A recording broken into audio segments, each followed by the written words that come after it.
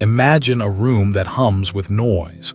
There are not just voices, but ego, insecurity, desperation to be seen. One person explains too much. Another interrupts just to be louder. Everyone is performing and talking, and in the chaos, something important goes unnoticed. The one person who says nothing, that silence, it's not emptiness, it's not weakness, it's control. See, we've been conditioned to fear silence. We feel it like a wound we can't stop touching. In a meeting, we rush to respond. In conflict, we over-explain. In relationships, we confess too early. Too much hoping words will buy us certainty, but words are cheap. They leak, they bind, they expose. The truth is, the loudest voice in the room rarely holds the power. They're just the most uncomfortable with stillness.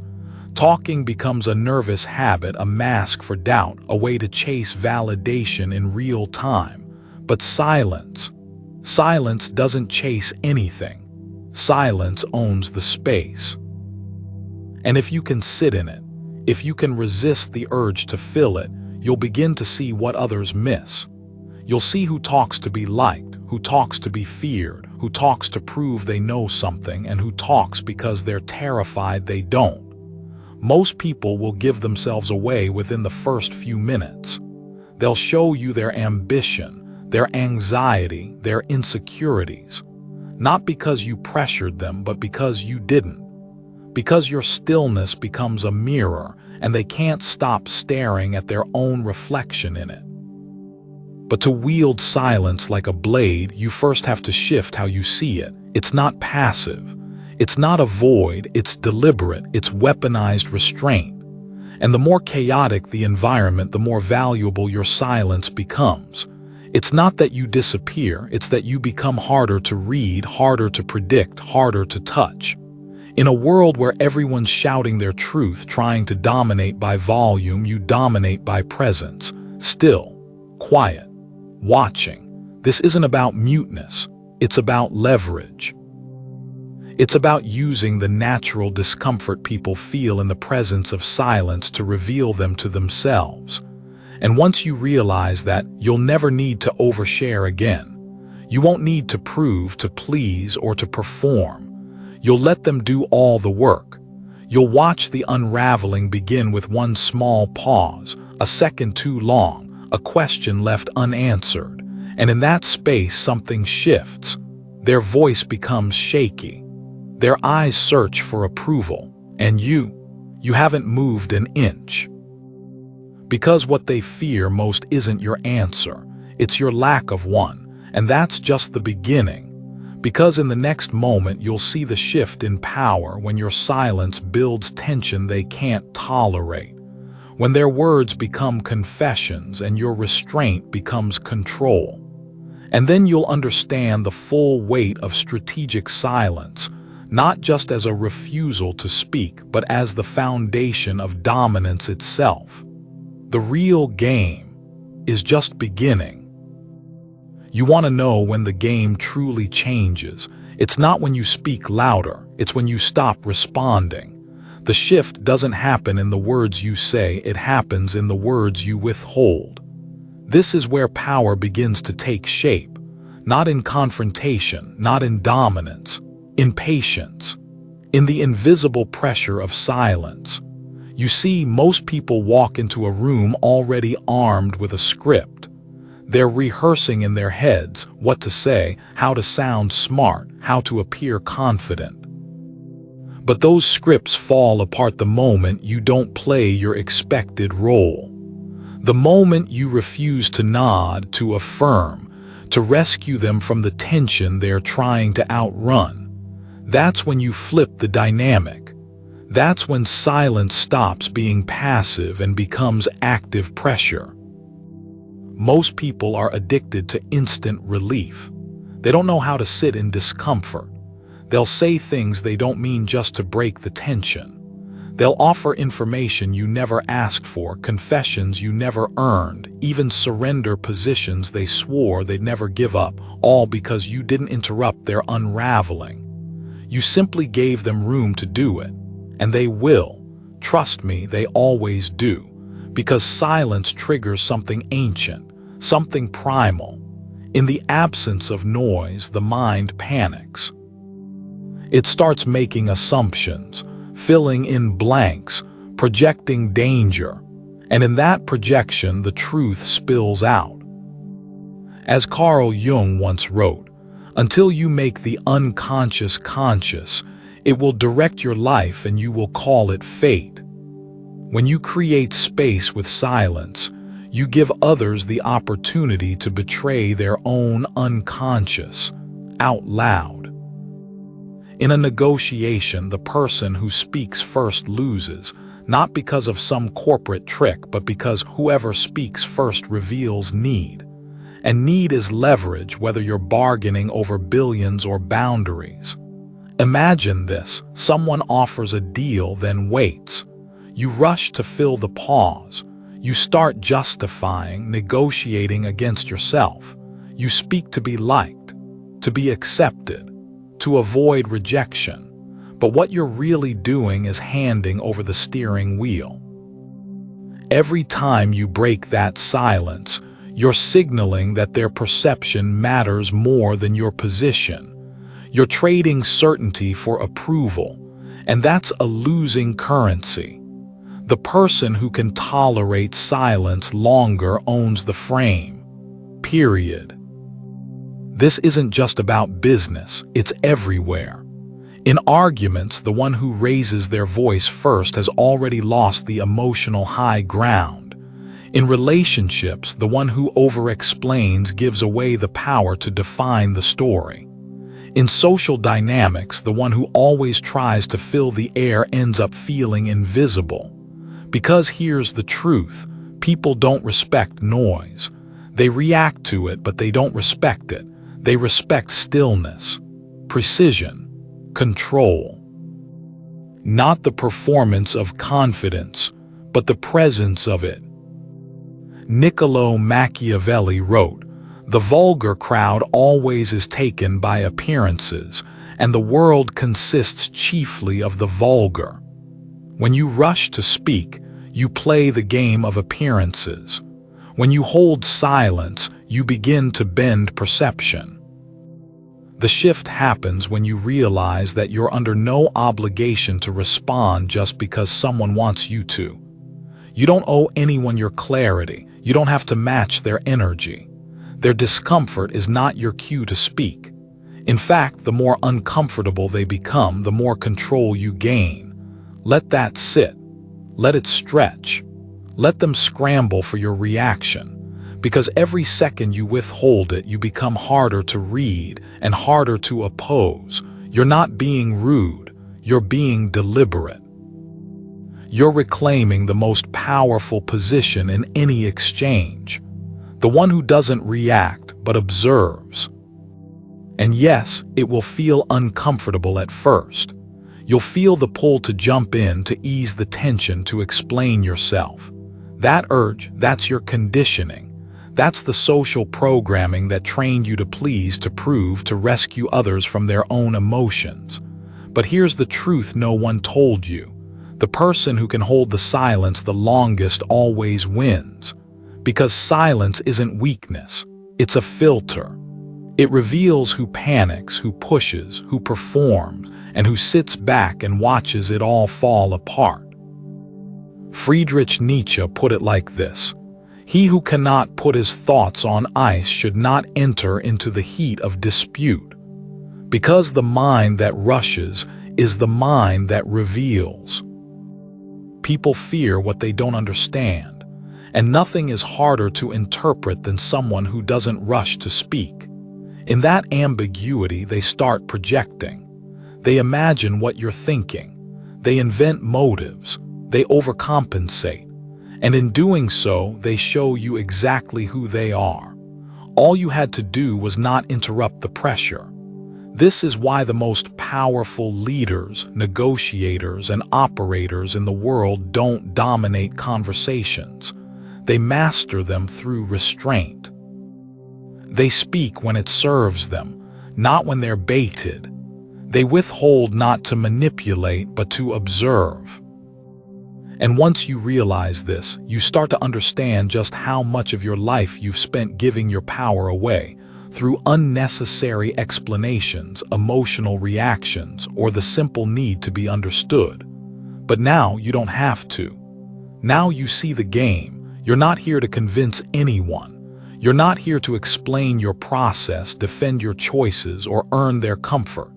You're here to watch, to listen, to apply pressure without raising your voice, to let them talk themselves out of their own leverage. And when the moment comes to speak, it won't be because you lost control. It'll be because it was time. This is the shift. From being reactive to being intentional. From being predictable to being unreadable. From being a participant in the noise to being its absence that reshapes the room. Silence is not a void, it's a mirror. And the moment you stop treating silence as a weakness, you begin to understand its true psychological weight. You begin to see what most never notice. Silence isn't neutral, it's an active force. It shapes perception, triggers projection, and creates asymmetry between what you know and what they assume. And that gap, that space between your stillness and their noise, that's where your advantage begins. Human beings are not wired for uncertainty. We crave clarity, closure. We want to fill in the blanks, and when we can't, we invent answers. We imagine motives. We project fear or fantasy into the silence. That's the ambiguity effect in action. It's not just psychology, it's survival instinct. In the face of silence, the brain reacts like it's in danger, because silence leaves questions, and questions create discomfort. And discomfort, left alone, starts to spiral. That's why silence makes people talk more, overshare, rationalize, apologize for things you never questioned. They're not responding to you. They're responding to their own discomfort reflected back at them through your stillness. Now you understand why the one who speaks less is often seen as more intelligent, more dangerous, more respected. It's not because they know more, it's because they say less. They reveal nothing. They give you no blueprint to map their mind, no emotion to exploit, no reaction to decode. And that void, it makes people lean in, guess, obsess. The silent one becomes larger than life, not because they are, but because you never saw enough to reduce them to size. Machiavelli understood this long before modern psychology gave it a name. He wrote, "Everyone sees what you appear to be. Few experience what you really are." And silence is how you widen that gap between appearance and reality. The less you say, the more others imagine. And what they imagine is always more powerful, more dangerous than the truth. You don't need to lie. You don't need to act. You just need to hold back. Let them build the version of you that suits their needs or fears. And then let them react to that illusion. You never agreed to it. You never confirmed it. And that's what makes it unstoppable. This projection effect is most visible in leadership. The leader who explains every decision becomes ordinary, predictable. The leader who speaks rarely but precisely builds mystique. People begin to think he must know something we don't. Or worse, what is he not telling us? That mystery is power because it creates distance. And distance creates authority. You become less of a peer and more of a symbol, not because you raised your voice, but because you refuse to compete in noise. It works in relationships too. Think of the person who reveals every thought, every insecurity, every emotion in the first weeks of knowing you. Now compare them to the one who speaks carefully, deliberately, who listens more than they speak, who doesn't offer themselves up for instant consumption. Which one do you respect more? Which one lingers in your mind longer? That's not coincidence. That's the psychology of controlled presence, and it's unforgettable. Here's the paradox most people miss. The more you reveal, the smaller you become. The more you explain, the more people reduce you to categories, labels, predictable behaviors. But when you're silent, selectively, strategically silent, you create depth. Not because you have more, but because you give less. The illusion of depth is more powerful than surface transparency. You don't have to be complex. You just have to remain undefined. And it's not about manipulation. It's about protecting your power. Because once you're fully seen, you can be measured. Once you're measured, you can be dismissed. Once you're dismissed, you lose your leverage. But if they can't figure you out, they can't control you. They can't prepare for you. And they certainly can't predict what you'll do next. That unpredictability, that's your armor. That's your advantage. Let's go deeper. Silence creates an information asymmetry. You know more than you show. They show more than they know. You observe, they react. You collect, they expose. And in that exchange, power flows toward the one who knows but does not reveal. Think of a game of chess. The player who moves without revealing strategy wins. The one who shows frustration, doubt, emotion, loses. Because once your opponent understands your logic, they can map you. And once they can map you, they can beat you. This is why in interrogation, silence is one of the most effective tools. Not questions, not pressure, just stillness. A withheld gaze, an unanswered prompt. The silence becomes unbearable and people break themselves trying to escape it. They confess just to fill the air. They say more than they intended. And that's the point. The pressure doesn't come from what you do, it comes from what you don't do. But you don't need to be in a police room to use this. You can apply it anywhere. In arguments, don't defend. In negotiations, don't rush to clarify. In meetings, don't interrupt. Watch what unfolds when you say nothing. At first, they'll be confused, then defensive. Then they'll start to show you everything they tried to hide. And you've already won, because while they've been bleeding in tension, you've been collecting ammunition. And here's the final truth. People are not afraid of silence. They are afraid of what it makes them feel. They're afraid of being misunderstood, judged, rejected, because you didn't fill the silence with reassurance. And when they fear your silence, they begin to fear you. That fear becomes respect. That respect becomes space. And that space becomes your domain. Now what happens when you use that space not just to observe, but to enter only when it serves you? When you speak not to explain, but to finish. That's where we're going next. Because silence builds the tension. But timing is what turns it into power. You've learned how to stay quiet.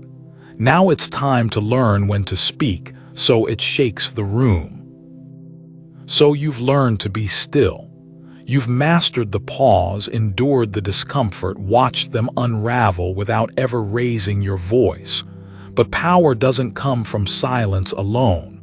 Silence is tension. Precision is what turns that tension into impact.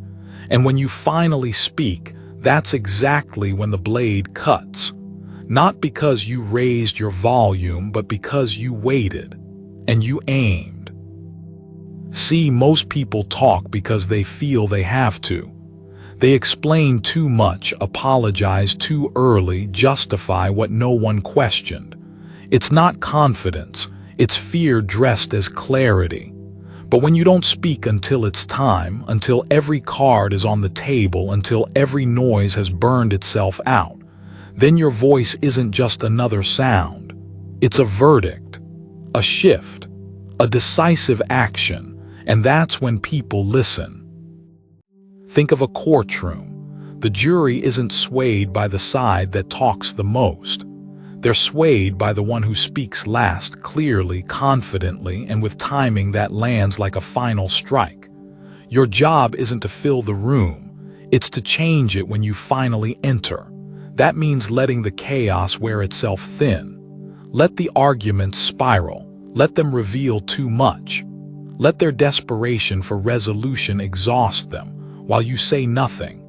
And then in one sentence, one cold, deliberate sentence, you end it.